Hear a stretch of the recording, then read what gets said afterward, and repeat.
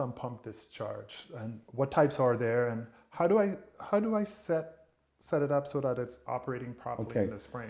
So there's three kinds, basically there's three different types of discharges on a sump. You either have it going into your sanitary sewer, you either have it discharging onto the lawn, or you have it going into a storm sewer. And you can pretty well tell the sanitary sewer when you have to have a permit to actually run water into a sanitary line. So most people have it either the two, which is going over the surface, or into the storm sewer.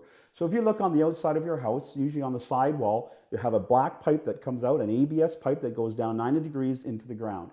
If there's a nice big 4-inch clean out with a pipe that extends down into the ground, that will mean that your sump is discharging into a storm drain. And you don't really have to worry too much about the discharge, because that water is going into the storm drain, under the ground, and out to a city main. You don't have to worry hardly at all with that. However, around probably prior to about 2000 and back into about 1988, the city was actually just bringing the sump discharges out to the wall and just dumping the water out onto the grass. Now, the problem with that is that if you don't have an extension or a splash pad, and if you don't extend so that you don't get the water away far enough from the house, the water could actually come back to the weeping tile, and you end up with a cycle of the water just going in and out of the house all the time down into the basement.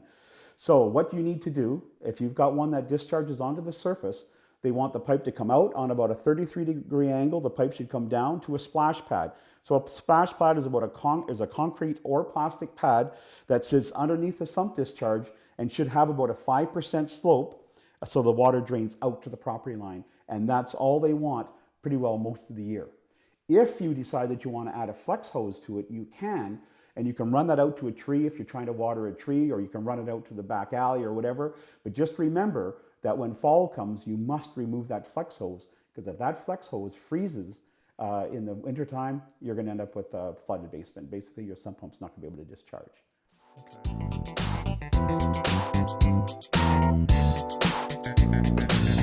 Okay.